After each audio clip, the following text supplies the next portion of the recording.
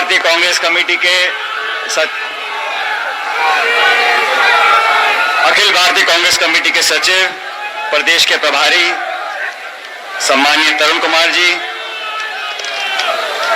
चाकसू से विधायक सम्माननीय वेद प्रकाश सोलंकी साहब, पूर्व मंत्री और दौसा से विधायक मौलाना मीना जी, बांदीकुई विधायक जिया खटाना साहब, निवाई से विधायक सम्माननीय प्रशांत बैरवा जी, बयां से विधायक अमर सिंह जाटव साहब, इंद्राज गुजर साहब, श्रीमती इंदिरा मीना जी, मनीष यादव जी, सुभाष मीर साहब, राकेश बोयत जी, अभिमन्यु पूनिया जी, बालिंदु जी, महेंद्र खेड़ी जी, अनिल चोपड़ा जी, हरीश यादव साहब और इस कार्यक्रम के आयोजन समिति के अध्यक्ष जुगल किशोर साहब और समस्त समिति के कार्यकारिणी के सदस्यगण कमलेश बैरवा साहब, राजेंद्र गुजर साहब, शिव प्रकाश जी, शंकर मीणा जी, नौजवान दोस्तों, आदरणीय बुजुर्गों, माताओं, बहनों, नौजवान साथियों, सबसे पहले मैं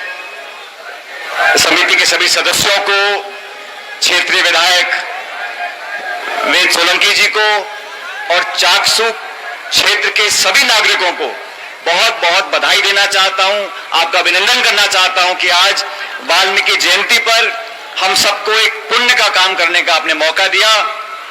साथियों, आज हमारे समक्ष जिस मूर्ति का अनावरण हम सब मिलकर करने जा रहे हैं, ये मूर्ति बाबा साहब अंबेडकर की मूर्ति है और ये बात सच है कि अंबेडकर साहब की मूर्ति देश और दुनिया में हजारों लाखों लगी होंगी, लेकिन मुझे इस बात का फक्र है, गर्व है कि राजस्थान में अष्टधातु की सबसे बड़ी मूर्ति पूरे प्रदेश में कहीं लग रही है तो चाकसू में लग रही है, आप सबके सहयोग से लग रही है।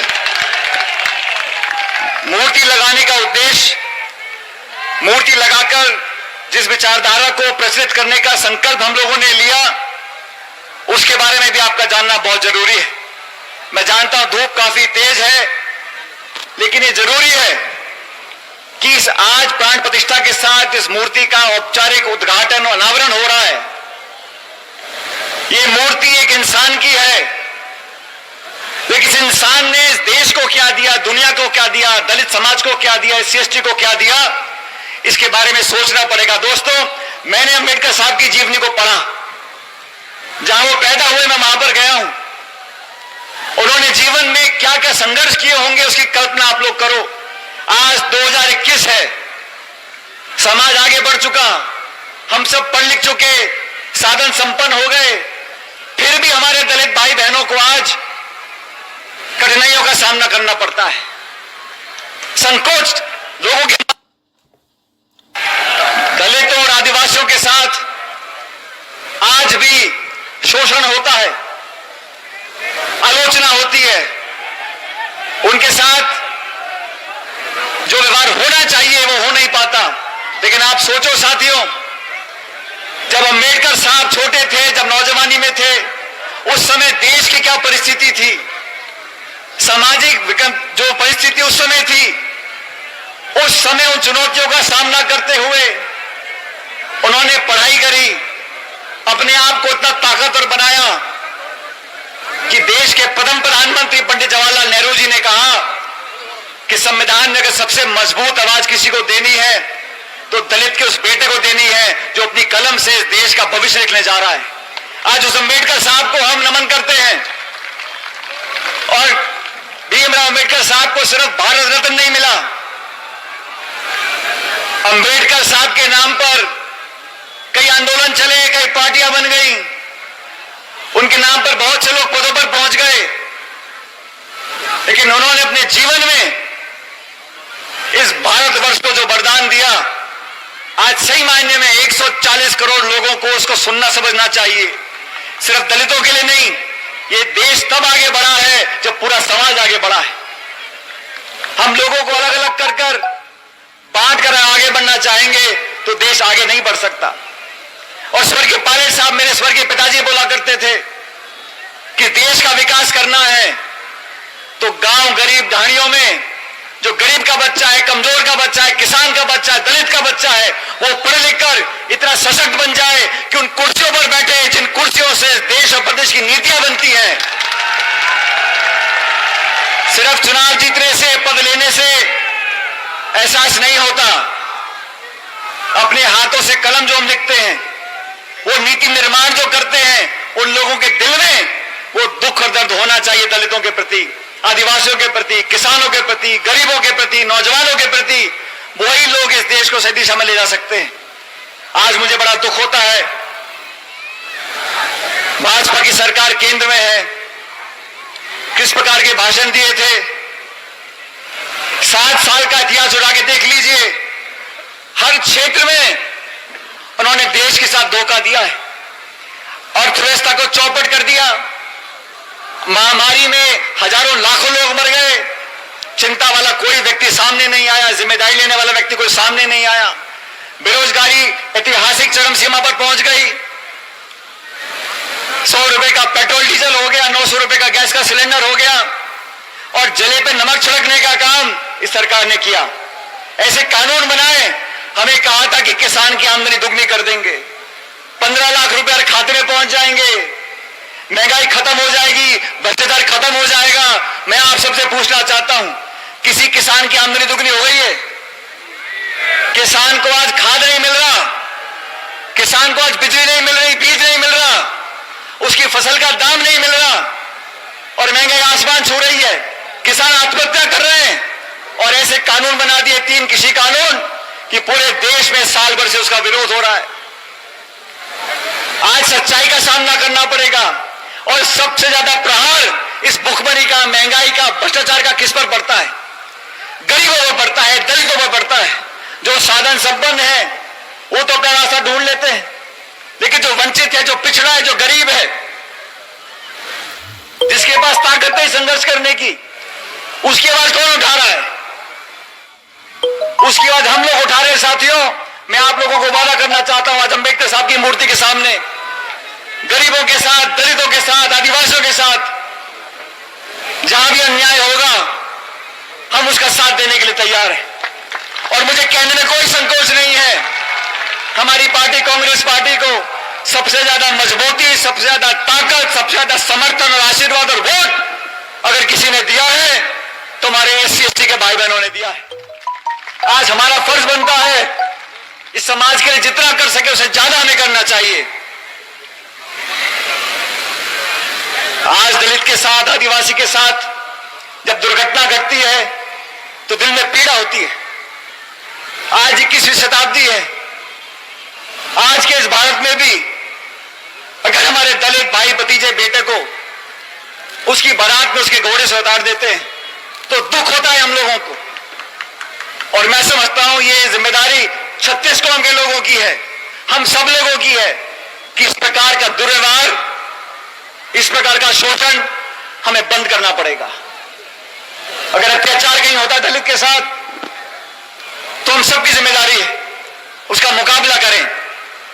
हमारे दलित भाई बहनों को न सिर्फ मान सम्मान, लेकिन हर जगह उनकी भागीदारी सुनिश्चित करने की जिम्मेदारी हम लोगों की है। आज हम लोगों की सरकार है, मुझे पूरा विश्वास है कि जहां जहां संभव होगा वहां हमारे दलित भाई बहन, आदिवासी भाई बहनों को हम प्रतिनिधित्व देंगे। आज देश में आरक्षण है, विधायक सांसद बनकर जाते हैं, लेकिन आज हमारी जिम्मेदारी है उनको ताकत दें, उनको संबल दें। राजस्थान में स्वर्गीय मेघवाल साहब हमारे साथ काम करते थे कांग्रेस पार्टी में लंबे अरसे से। आज मैं उनको याद कर रहा हूं। मैं प्रदेश अध्यक्ष था, मेरे साथ वरिष्ठ उपाध्यक्ष रहे मास्टर भंवरलाल मेघवाल साहब, और उन्होंने दलित समाज की आवाज को बुलंदी से उठाया। मैं आज सच में उनको श्रद्धांजलि देना चाहता हूं कि उन्होंने हमारे साथ मिलकर कांग्रेस पार्टी और दलित समाज को जोड़ने का काम किया था। आज हमारे बीच दुनिया में नहीं रहे, उनका स्वर्गवास हुए बहुत लंबा समय हो गया। वो कैबिनेट के मंत्री थे हमारी सरकार के अंदर। आज उनके जाने के बाद वो जगह खाली हुई है, लेकिन मुझे पूरा विश्वास है कि अखिल भारतीय कांग्रेस कमेटी और सरकार जल्द ही एक दलित समाज के व्यक्ति को कैबिनेट रैंक देकर यहां राजस्थान की सरकार में जगह देंगे, जो जगह खाली हो गई इमारत साहब के जाने के बाद। इसी प्रकार जहां हो सकेगा, जहां संभव होगा, पार्टी और सरकार मिलकर पूरा मान सम्मान करेगी और दलित समाज के भाई बहनों को आगे बढ़ने का मौका दिया जाएगा। साथियों, आज से 2-3 हफ्ते पहले समिति के सभी सदस्य मेरे घर पर आए थे जयपुर में इस प्रतिमा का अनावरण कराने के लिए। वेद प्रकाश सोलंकी जी भी साथ आए थे। तब मैंने इनसे आग्रह किया था कि कांग्रेस पार्टी का अच्छा कार्यक्रम करना चाह रहे हैं और मुझे खुशी है कि इसमें सब लोगों को आमंत्रित किया गया। और तब मैंने कहा था कि हमारे प्रदेश अध्यक्ष जी को, डोटासरा साहब को, हमारे मुख्यमंत्री अशोक गहलोत जी को, अजय माकन जी को, तरुण कुमार जी को, हम सबको न्योता देना चाहिए।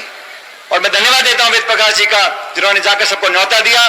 किसी कारणवश हमारे बीच वो आज नहीं आ सके, लेकिन मैं जानता हूं कि पार्टी और सरकार दलितों की भलाई के लिए, दलितों के विकास के लिए पूरी मेहनत से लगी हुई है। और यह संदेश सिर्फ राजस्थान का नहीं है, अखिल भारतीय कांग्रेस कमेटी में चाहे राहुल गांधी हो चाहे प्रियंका जी हो, दलित की आवाज उठाने के लिए, उसकी आंसू पोंछने के लिए, उसका दुख दर्द बांटने के लिए 24 घंटे काम करते हैं। चाहे दिल्ली हो, चाहे उत्तर प्रदेश हो, चाहे देश का कोई राज्य हो, जहां जहां हो सकता है वहां पहुंचने की कोशिश करते हैं।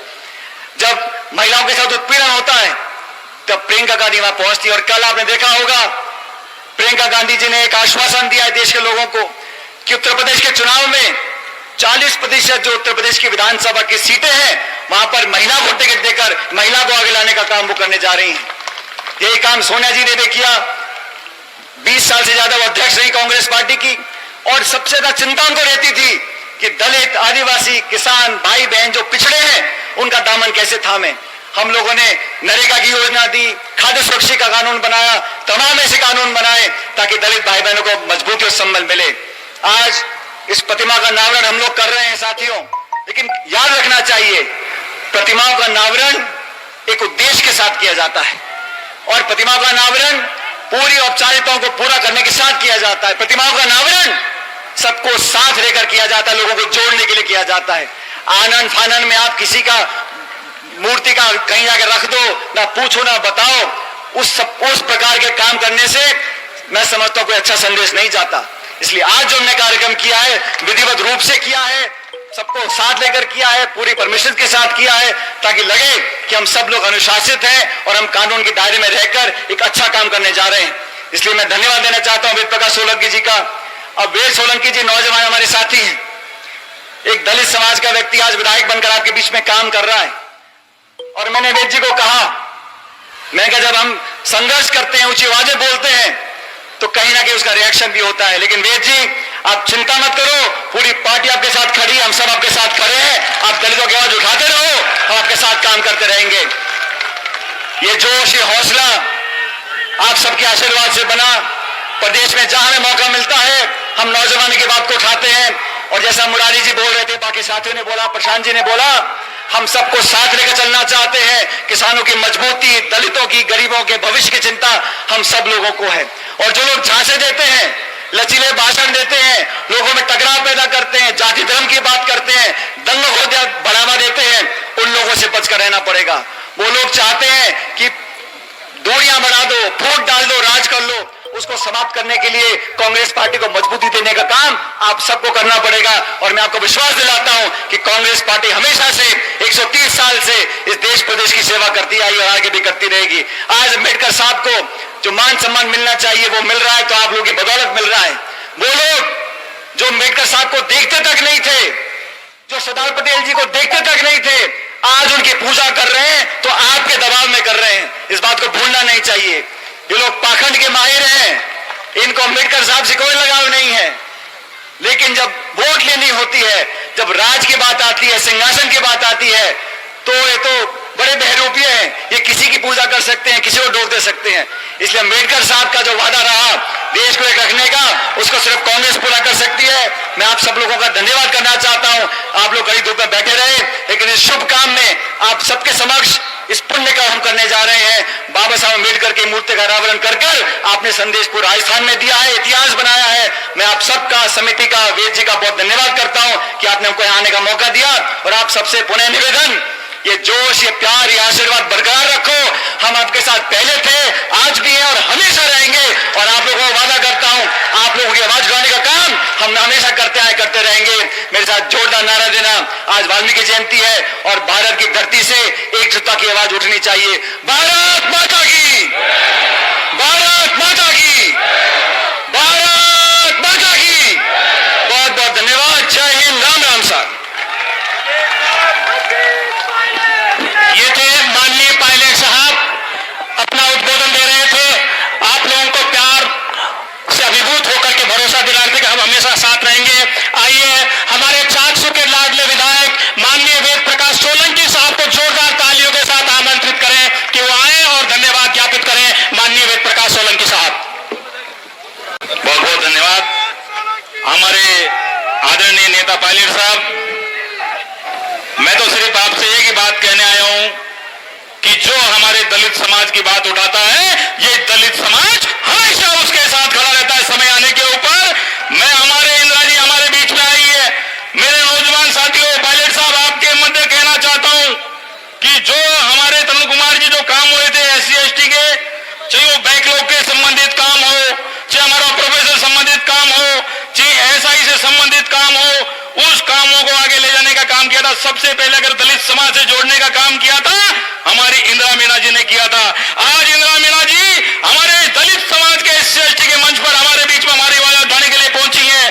भाई प्रशांत बैरवा जी पहुंचे हैं। हमारे सारे नेता हमारे बीच में हमेशा आते ही हैं। हमारे साथ में सबसे ज्यादा धन्यवाद और देना चाहता हूं दिल्ली से पहुंचे हुए हमारे दलित समाज के वरिष्ठ नेता सम्माननीय तरुण कुमार जी को भी, कि दिल्ली से आप हमारे चाकसू क्षेत्र की जनता के लिए समय निकाल के बधाए, इसके लिए भी आपका बहुत बहुत धन्यवाद देना चाहता हूं। धन्यवाद तमाम विधायकों को देना चाहता हूं और तमाम जो हमारे जो साथी हैं, तमाम हमारी माताओं और बहनें बैठी हैं, उनको जितना धन्यवाद दो हाथ जोड़कर उतना कम है।